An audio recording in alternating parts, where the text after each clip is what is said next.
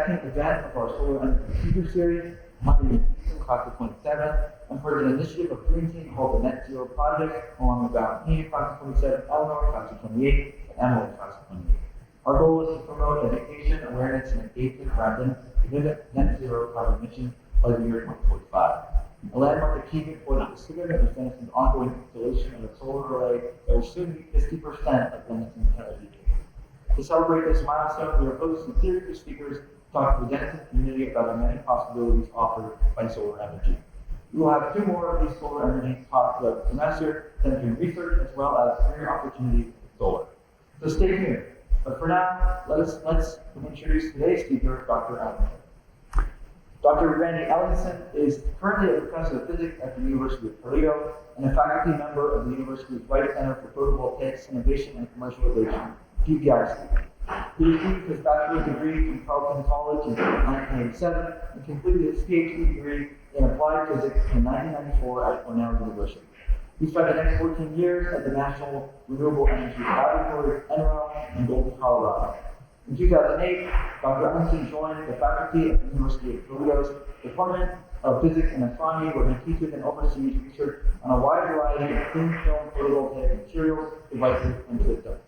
He also serves as a faculty mentor for U Toledo's Student Green Fund and is a founding member of Glass City Community Solar Inc., a local charitable nonprofit focused on bringing the benefits of solar energy to Toledo's low-income community. Please welcome Dr. Ellingson. Thank you. Thank you very much, and thank you to the Green Team here at Denison for inviting me to speak as part of the Solar Speaker Series. It's really an honor to be here.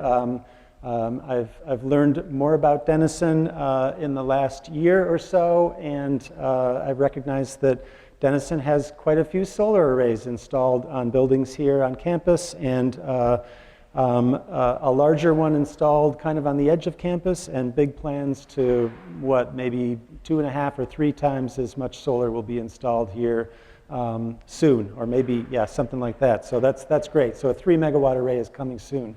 It's great to see that kind of commitment and interest in solar energy.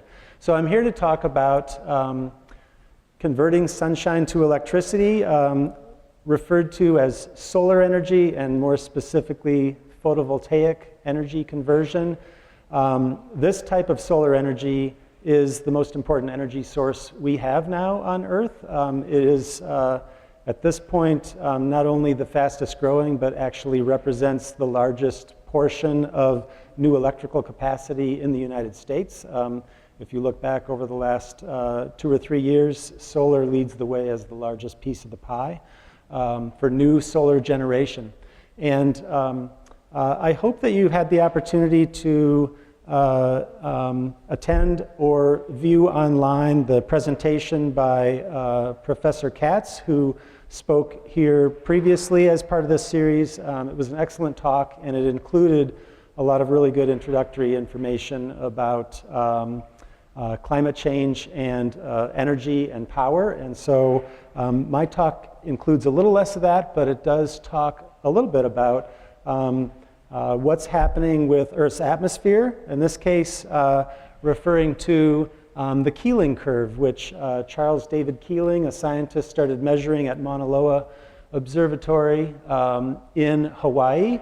And you can see when he started making measurements in 1960 that we were at about 315 or so parts per million of CO2 in our atmosphere, and we have climbed since then to over 420 parts per million. And you'll notice these oscillations that occur seasonally. I just wanted to mention that those are due to carbon dioxide uptake by the growth of plants during the Northern Hemisphere's summer months, and the reverse of that, decomposition and degradation and release of carbon by plant materials during the winter months. And why does the Northern Hemisphere dictate this? It's because the Northern Hemisphere contains most of the forested land mass and plant growth, more so than the Southern Hemisphere.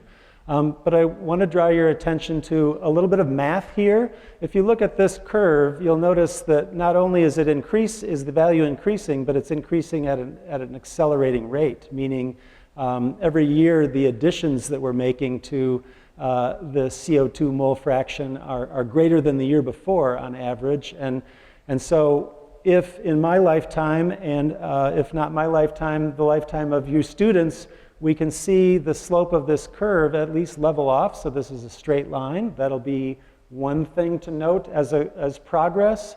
Ultimately, we'll want to see our net additions to the atmosphere really level off so that we're not making the problem any worse. And then the real celebration should be when we start to see that slope go negative again. But we might have a long wait for that. So it's time to take action sooner rather than later. If you look at global energy consumption, 83% of global energy was consumed in the form of fossil fuels in 2020. This is a graph that shows energy consumption globally by different fuel types. And you'll notice here that there was a blip downward in 2020 due to COVID. So there was enough of an effect that it reduced the energy consumption and economic activity of coal and natural gas and oil. But you'll notice that these are still growing on average, and that's a problem, clearly. We don't really expect big changes in nuclear or hydro, but our savior will very likely be this renewables that is growing at a rapid clip, and now the fastest growing renewable is solar photovoltaics.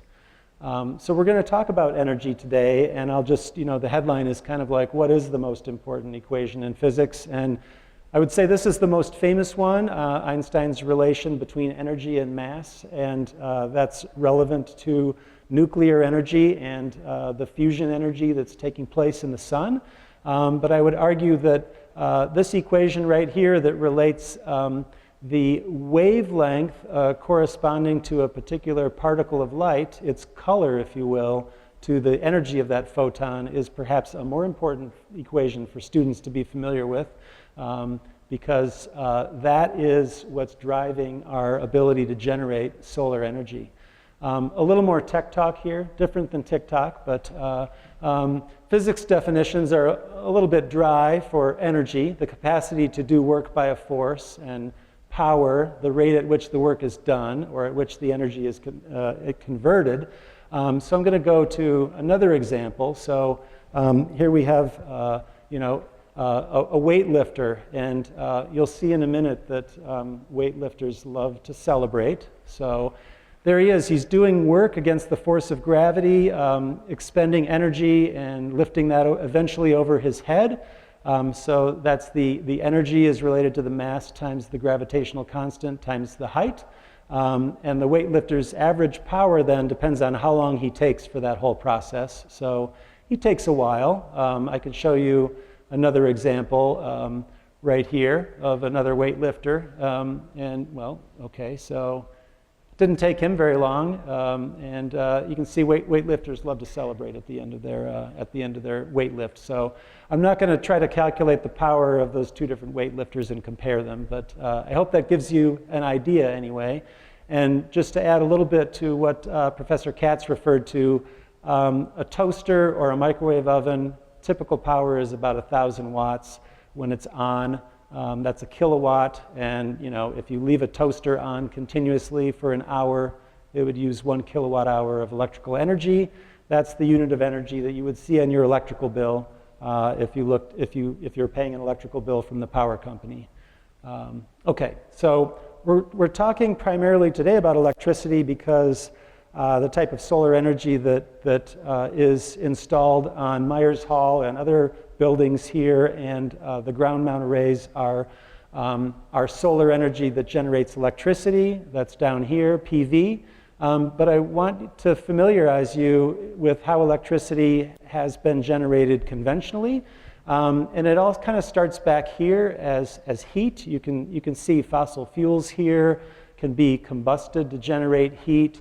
Geothermal and nuclear energy are sources of heat, as is concentrating solar power. It's a more along the lines of the magnifying glass that can start a piece of paper on fire, right? Focusing sunlight to generate heat. But in this case, we're talking about running power plants, and so these concentrated solar power plants are much bigger, generate heat, actually run a boiler to generate steam, which turns a turbine, which then through electromotive relationships generates electricity from the power plant.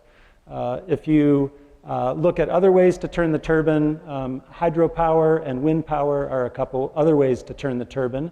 Photovoltaics is really different. It's a technology that's based on semiconductors, and it works without any moving parts if you don't include the electrons. The electrons are moving, but no mechanical moving parts are necessary for photovoltaics. And so you're able to convert sunlight directly to electricity.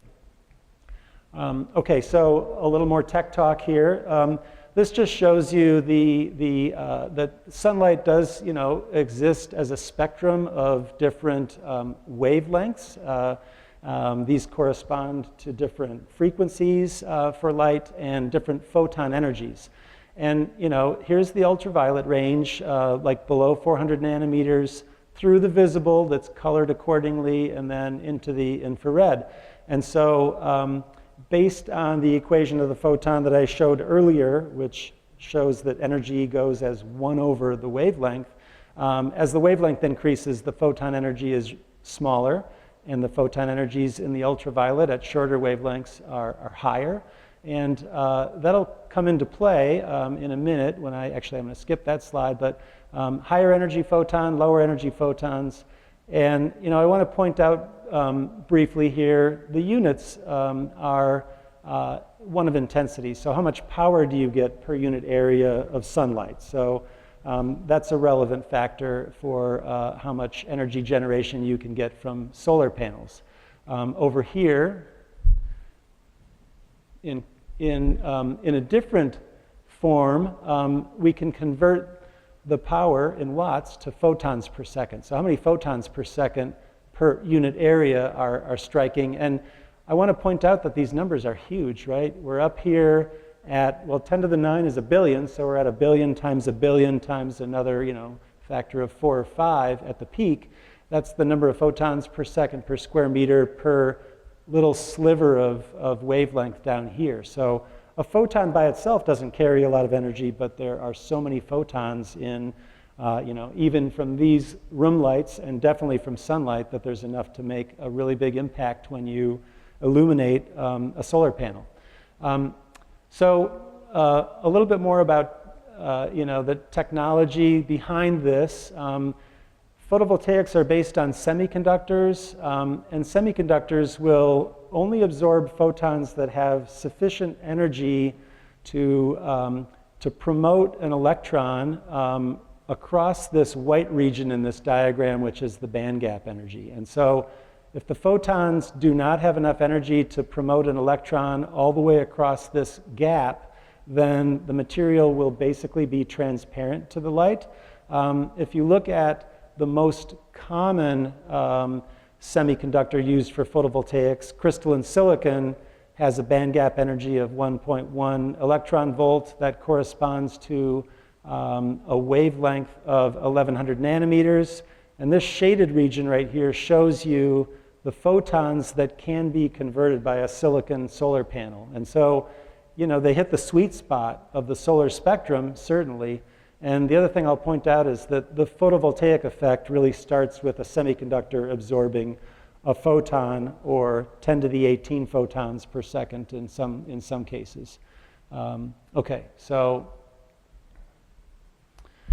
I wanted to mention my career journey. I'm not going to go into the details here, but this is an outline of my talk. So I'll talk about my career journey.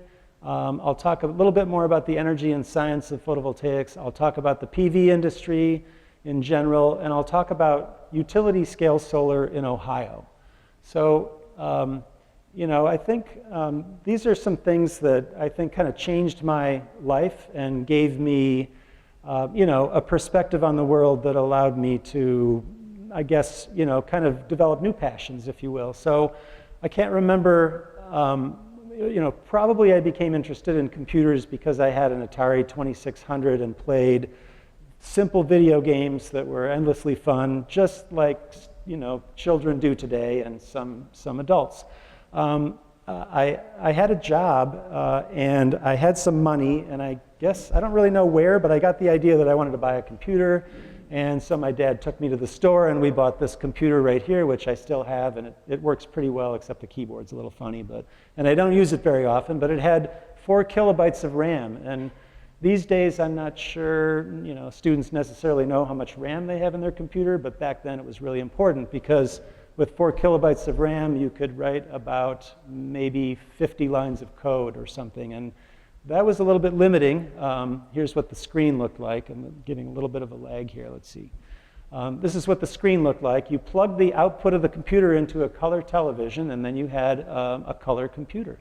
And you could program it in BASIC, and I learned how to write programs and had endless fun, really, with it. Another thing that changed my life was my high school biology teacher, Mr. Michael, and he passed away recently, and I must say, stay in touch with your high school teachers, because I didn't really stay in touch with him, even though his suggestion to me that I maybe would like to work with this scientist at the Veterans Administration Hospital who was doing biochemistry assays on like liver microsomal material from cats, including large cats, and I'm glad I said yes. So, I took the bus and did research with him, and not with Mr. Michael, but with Mr. Crankshaw, and really an amazing experience. And I ended up getting my name on a publication in 1985, and there it is. And at some point gave a little talk on that at a regional conference in Duluth, Minnesota. So that's the kind of thing that kind of set me on a pathway to thinking more about science and what I liked there. I went to Carleton College. Maybe it's the Denison of the frigid north, and I studied physics and math, but I studied other things that I was interested in as well, much like students here at Denison are able to do. And then graduate school, I worked on optics and spectroscopy, which is really a wonderful field, and I got to do that in a very pretty place in Ithaca, New York. This is some of the work that I did as a graduate student. I was working with prisms and mirrors and lasers and learning how to generate new wavelengths of light. These lasers were very short pulses of light, about 1/10 of a millionth of a second, so 10 to the minus 13 seconds in duration from the start of the pulse to the end of the pulse, and that can be used like a strobe light to learn what's happening in materials on this crazy fast time scale. And it turns out there is a lot happening in materials on that time scale and even faster. This is just a graph that I made back then that showed the ability to tune the output through different colors. And so this is another experiment that I did that I set up and was able to apply to measure the light given off by semiconductor samples at very short time delays. So 100 femtosecond delay up to 100 picoseconds, studying semiconductors. My next stop was the National Renewable Energy Lab in Colorado. I will share this with you that I think it's a natural thing maybe to compare two jobs, and if one pays twice as much as the other one to take that job. But in my case, I didn't take that job. I didn't want to go to New Jersey and work for a company growing nonlinear optical crystals. I wanted to go to Colorado and work on solar energy, and I never really doubted that decision. So I think when you're looking for opportunities, thinking about the location where you want to be is a reasonable thing to include. I got to work with Arthur Nozick. I met him when I was doing collaborative research as a graduate student, and he was interested in hiring me, and I was interested in working with him. So I got to set up a new lab using ultra-fast lasers to work on studying how the energy of a photon is converted into electrical energy and thermal energy.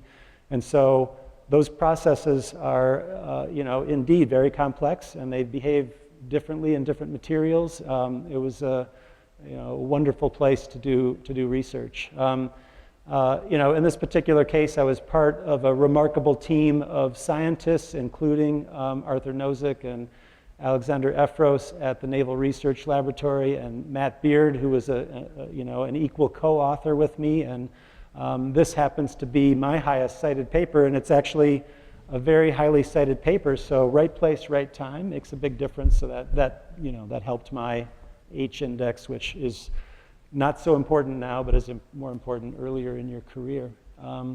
Okay, so then I joined the University of Toledo, where they had a lot of interest in working on something called thin film solar cells. The Wright Center for Photovoltaics Innovation and Commercialization was a new center there, funded by the state of Ohio. We have had very strong funding support, partly thanks to the strong support of our Congresswoman, Marcy Kaptur, who is the longest serving Congresswoman in Washington, D.C. She has a strong connection to the university and a strong connection to clean energy and many other topics that affect our society in a favorable way. I did spend a sabbatical year at a place called PV Lab in Switzerland, where they work on kind of the competitor to thin film photovoltaics, which is crystalline silicon, which is the biggest part of the market.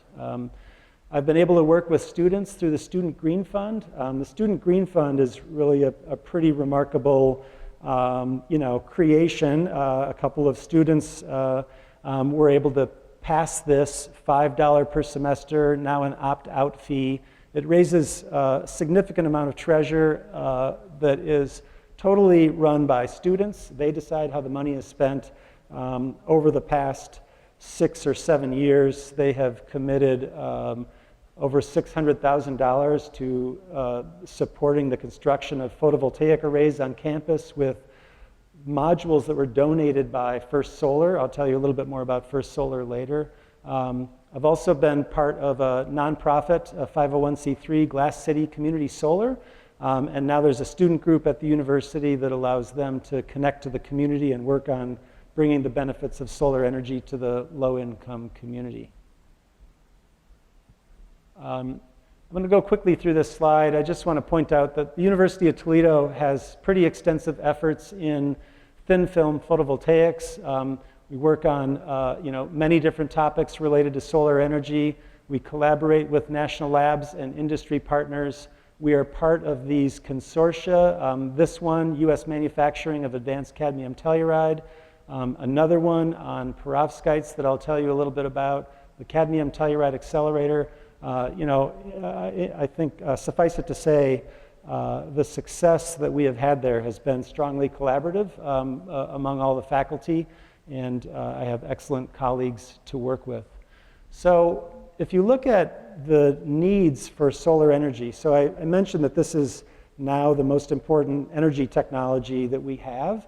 I believe that's pretty clear from the way things have changed with the technology and its deployment.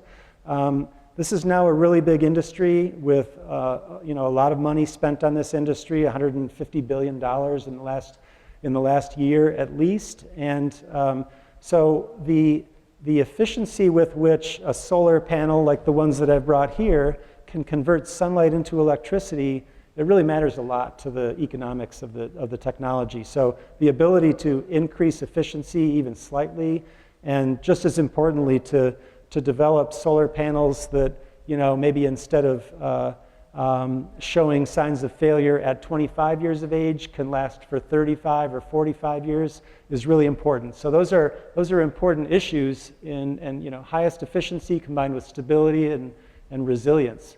And so the challenges in PV research are really to make higher and higher efficiencies, to learn how to make these so that they turn out to work well all the time, manufacturable, low cost, exceptional stability, and then to some extent low cost and aesthetics matter as well. So I'm showing on the screen a silicon module. These are based on a single crystal boule that has grown typically at about 6-inch diameter, maybe 8 feet tall, and then sliced into wafers. This is a stack of wafers, and then processed into solar cells that then can be robotically assembled and interconnected. And so that's one example of a photovoltaic module.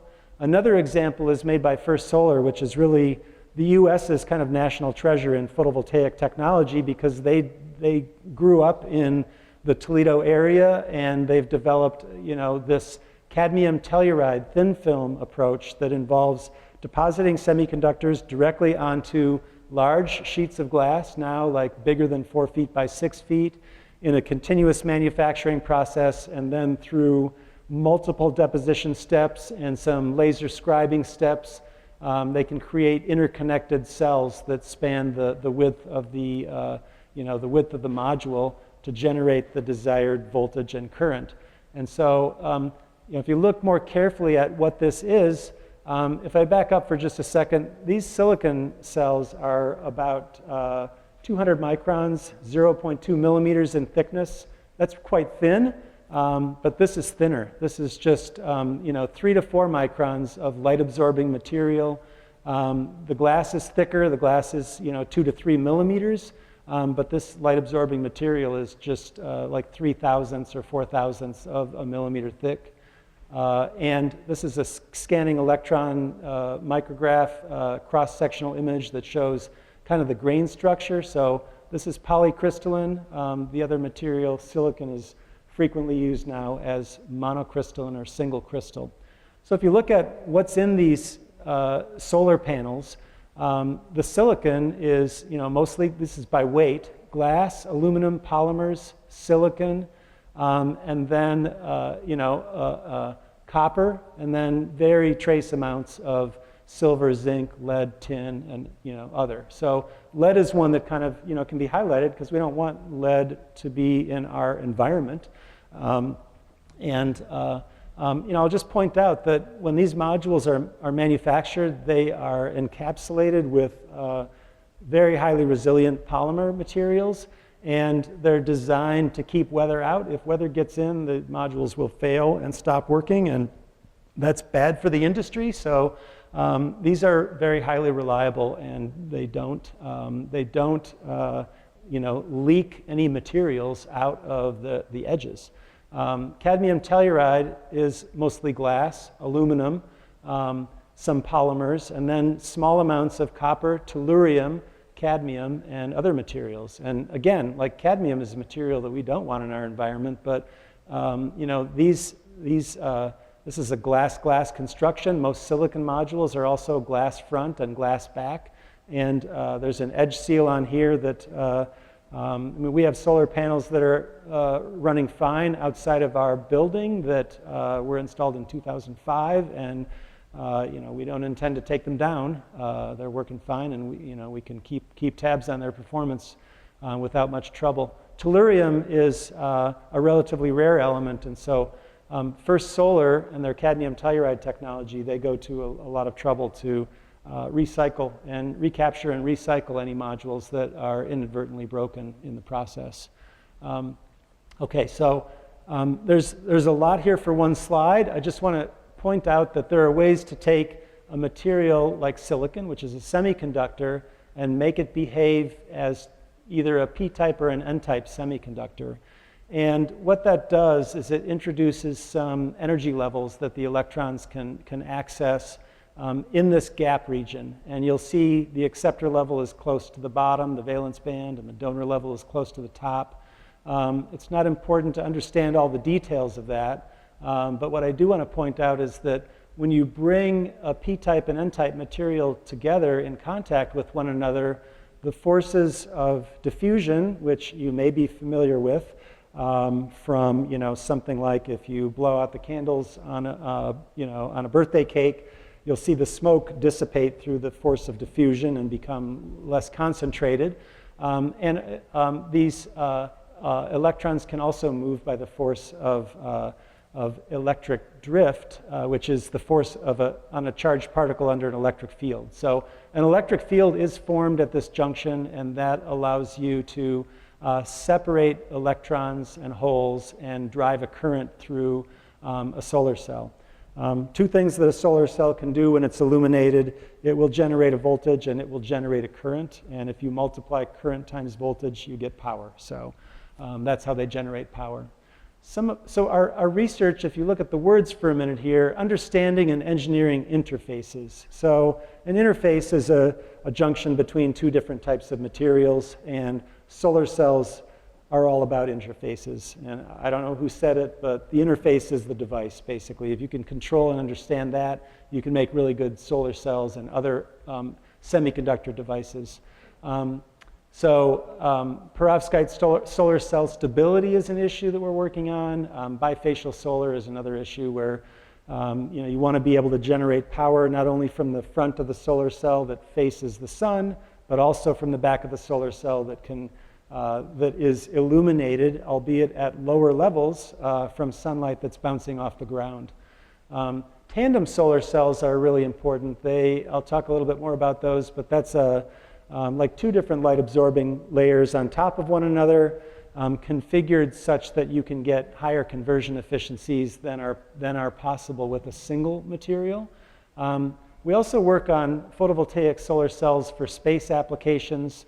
That involves testing solar cells under the impacts of energetic protons, so like a hydrogen atom without the electron, and electron radiation. And what can happen? Energetic proton can actually dislodge an atom from the crystal and cause damage. And so it's important to understand how that process occurs and whether it can be kind of reversed or healed again. So, okay. We do a lot of undergraduate research, and this is one that I like to show, that actually an undergrad and a high school student combined for this project one summer to set up instrumentation on the solar array outside of our building to measure the ambient air temperature, which is the white curve on the top, and the back of module temperature, which is the red curve on the top, and then also to measure the intensity of sunlight. And then by doing what's called scraping of a website, we can pull the data off for the power, which is the red curve here. And there's a strong correlation between there should be basically a perfect correlation between sunlight intensity and the power of the array. So so that's a monitoring project, if you will. Perovskites are a new type of material, new as of like 2009, so not that new, but they have generated so much interest and so much funding, really, for research and development. They're a very tunable material in the sense that by changing this methyl ammonium to a formamidinium or another material, and changing between lead or tin, and changing between iodine, chlorine, or bromine, you can cover a very wide range of band gap energies and therefore absorb different parts of the solar spectrum. They have a really significant challenge, though, with stability, and that has held them back from commercialization so far. There's one company that was an early mover on this technology called Oxford PV that has reportedly sold perovskite on silicon tandem solar modules, but I haven't seen a data sheet yet, so I believe that they probably don't have a very long warranty. I would be happy to be proved wrong. I had a chance to meet the author who published in JACS, Journal of the American Chemical Society, in 2009 on perovskites for making a type of solar cell, and I had a chance to meet him briefly when I was on sabbatical. That's a fine citation number right there. So, he really started a big field. I mentioned bifacial solar cells. I mentioned tandem solar cells. These just kind of drill down on that a little bit more. So bifacial solar cells can use the light that's reflected off of the ground onto the back of the solar panel. Crystalline silicon technology does that pretty well. That's the monocrystalline, the very high purity, high quality material.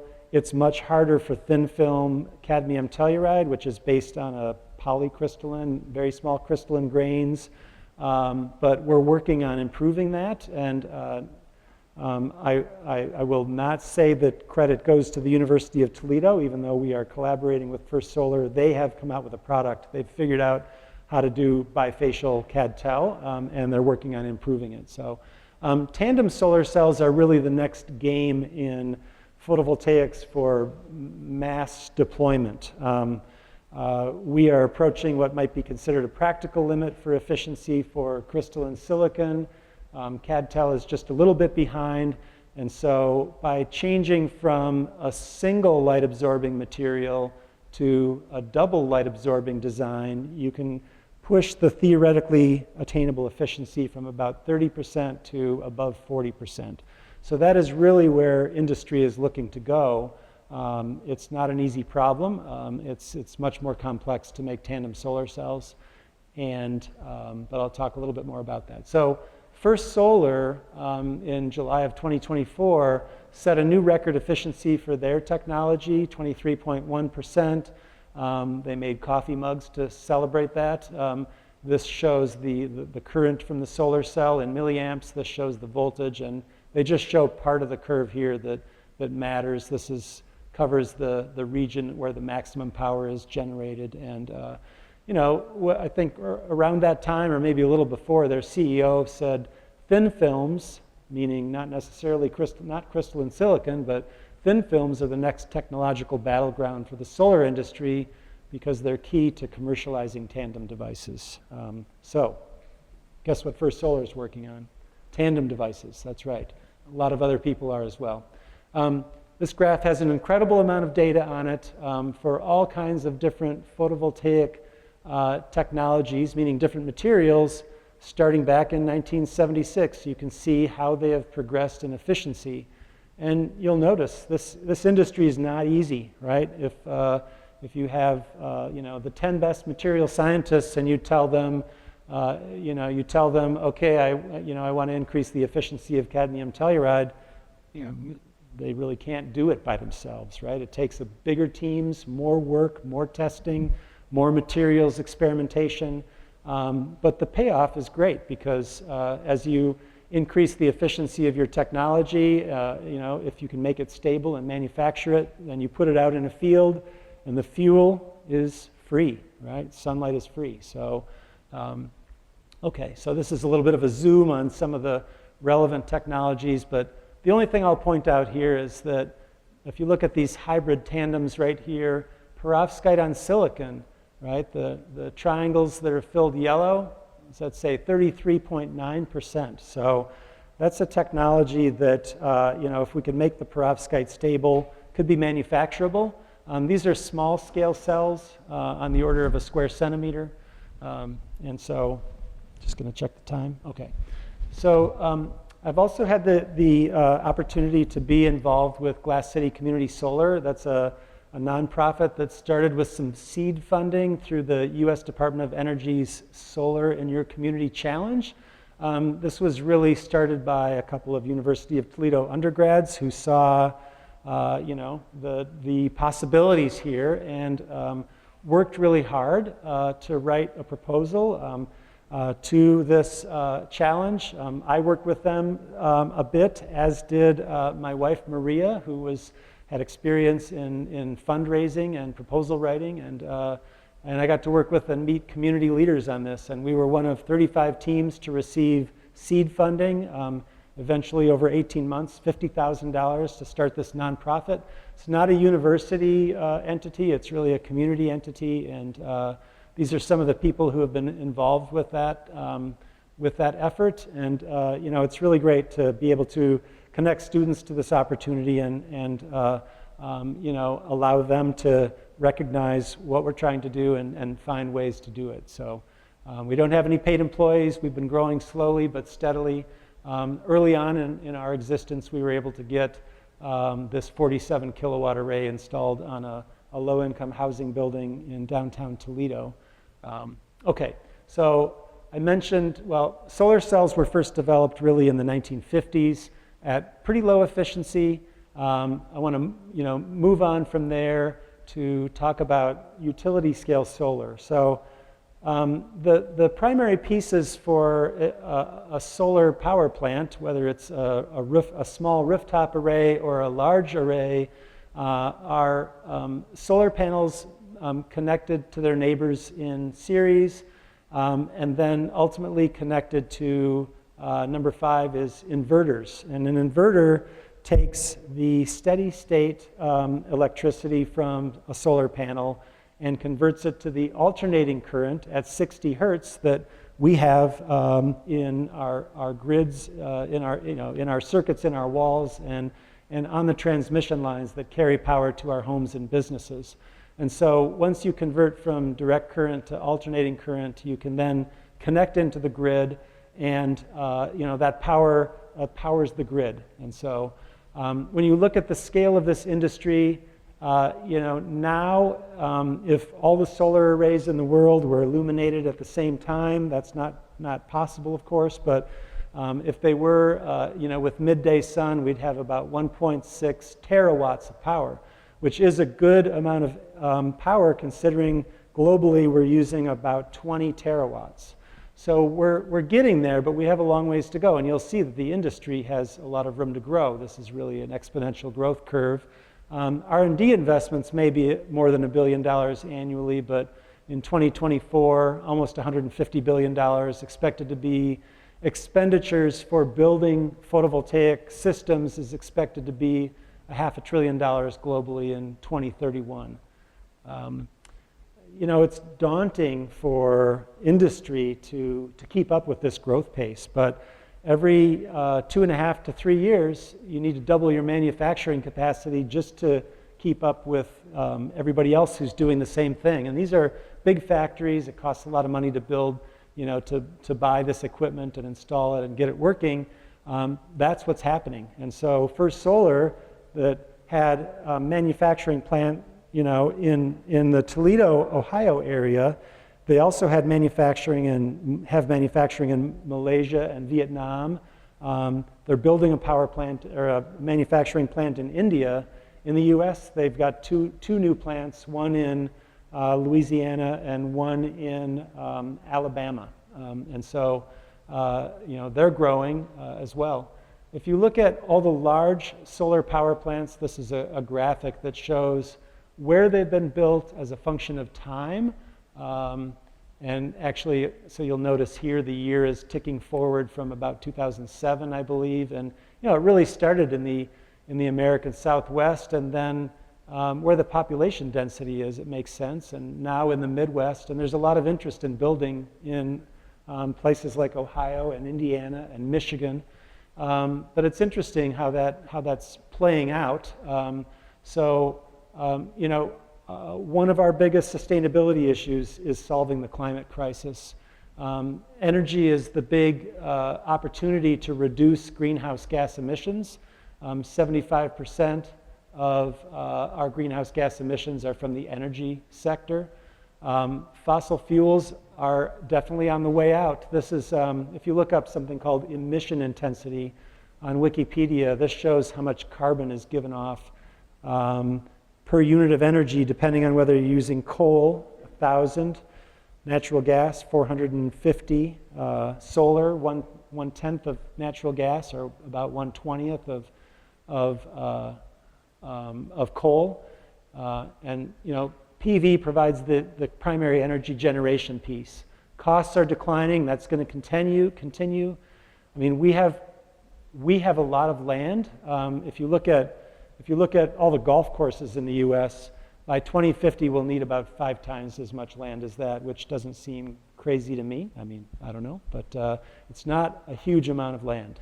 And so the last bullet here, rural communities don't always want PV in their area. Why is that? You can talk about that. So the process for siting power plants in Ohio runs through something called the Ohio Power Siting Board. And this part of my talk is on contention and how the public process works. First of all, who is the Ohio Power Siting Board? They are a state government body that reviews plans for the construction of any kind of power plant, including hydro, gas, coal, nuclear, and solar, and wind. And if a project passes muster, it can be issued a certificate to approve construction. Who's on there? Well, who are the voting members? The Ohio Public Utilities Commission, the Ohio EPA, the Department of Agriculture, the Department of Development, the Department of Health. Still can't read that one. Soil and Conservation, maybe. The State of Ohio professional engineers, and then 2 local members can vote on it as well. And then there are some non-voting members. It's a long process. The pre-application process itself is pretty long. Then the application, investigation. There are 2 public information meetings that are held as part of the process. And I'm just going to point out there's a lot that has to happen here. Identifying the site, land acquisition, designing how the project will interconnect with the electrical grid, environmental and cultural assessments, local and state permits, construction, and then once it's built, operations and maintenance keep that plant healthy. I mentioned there's a lot of opposition, and this is a flyer from not too long ago, right? A year ago in Knox County, which I believe is your neighbor to the north, right? Just less than 100 miles from here, probably, maybe even less than that. And they were holding hearings at the Knox Memorial. I think it's a theater to talk about, they're firmly against farmland solar and wanted people to come out and speak in opposition of this. And they showed these photographs here. These are like flooded fields, I believe. This photo is actually from an array that was hit by a hurricane in the Caribbean. When I saw this, I kind of took issue with this because the implication here is, can you imagine 40 years of this, that if an array was so unlucky as to be hit by a tornado that it wouldn't be fixed, it would be, because there's a lot of investment that's gone into building that power plant, and it's pretty straightforward to repair it and clean it up. So Ohio's Senate Bill 52 is some important legislation. It basically gave local jurisdictions the ability to reject solar projects. And so, on the other side, landowners say, people shouldn't be telling me how to use my land. If I want solar on my land, I should be able to do that. So there's a lot of back and forth. I'm not going to talk about this one, but I'm going to show you a few photos from a public information meeting. This one was held in July in the county just south of here, I believe, Fairfield County in Lancaster, Ohio. There it is on a map, not so far from where we are here. I don't have time to play this audio, but I stopped and talked to the opposition and learned about some of their concerns. And I think most of these are pretty addressable from my knowledge. Flooding and erosion, you kind of need to be an agriculture expert to understand all these details, but I've learned enough about drain tiles, and topsoil management is something that can be done carefully when you're building an array. Compaction can be undone with tilling at the end of the project. Decommissioning is a big one. People are worried that when the project is done, that all these solar panels are going to be thrown into the landfill. In fact, recycling is a growing interest and will be continuing to grow. People don't believe that it can be cheap. They think it's driving up their costs. Groundwater safety is another issue that comes up, despite the fact that these modules are built to remain resilient in all weather conditions for decades. So this is a look inside the public information meeting, number 2 of 2. It's held as an open house style where the developer has a lot of experts on hand from their own company and from other organizations. You can grab a bite to eat. You can talk to people about any questions that come up. In this particular case, the people opposing this did come in and talk to people about the project. That's heartening to see, because there have been cases where there's been pretty serious misinformation, where people were promoting ideas and so-called facts that were incorrect about the technology and the process and the methodology. There are project maps so people can see where it's planned relative to where they live. Labor unions are there to answer questions about their role in the labor. The Ohio Power Siting Board is there to answer questions about the legal process and how this works.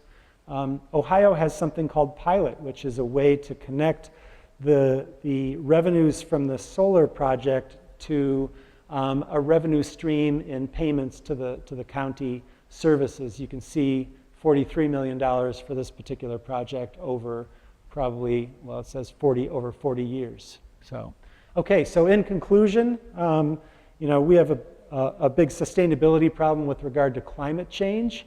Photovoltaics can provide the primary energy generation piece of that puzzle. It is doing that right now.